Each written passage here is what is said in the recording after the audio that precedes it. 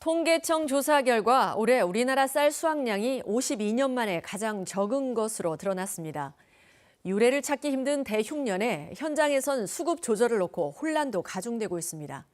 보도에 서승신 기자입니다. 한 농협 미국 종합 처리장. 해마다 이맘때면 수확한 벼들로 창고가 가득 찼지만 올해는 절반 넘게 텅 비었습니다. 이 지역 벼 수확량이 예년에 비해 30% 이상 대폭 줄어든 데다 농민들의 출하마저 늦추고 있기 때문입니다. 예년에 비해서 수확량이 많이 감소가 됐습니다. 지금 아무래도 이제 수확량이 감소하다 보니까 농가들 이제 기대 심리가 가격 인상에 대한 기대 심리가 있어서 그럽니다. 그런데 출하를 안 한다. 예. 그렇다고 웃돈을 주고 서둘러 벼를 매입하기도 어렵습니다. 정부가 수급 불안을 이유로 공공비축미를 방출할 경우 쌀값이 크게 떨어져 손실을 고스란히 떠안아야 하기 때문입니다.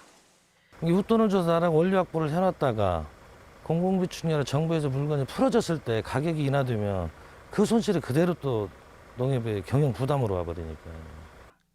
통계청 조사 결과 올해 전국 쌀 생산량은 지난해보다 6.4% 줄어든 350만 7천 톤.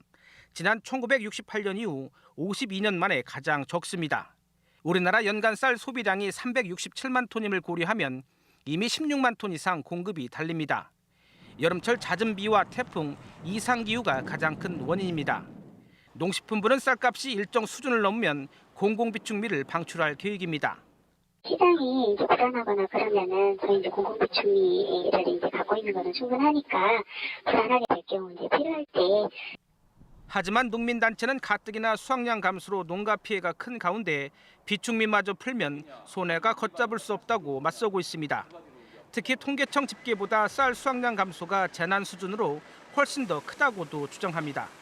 현장에서는 20%에서 30% 정도 수확이 감소됐습니다. 쌀값을 떨어뜨린다는 것은 농민들로서는 도저히 납득할 수가 없고 무조건 반대할 수밖에 없습니다.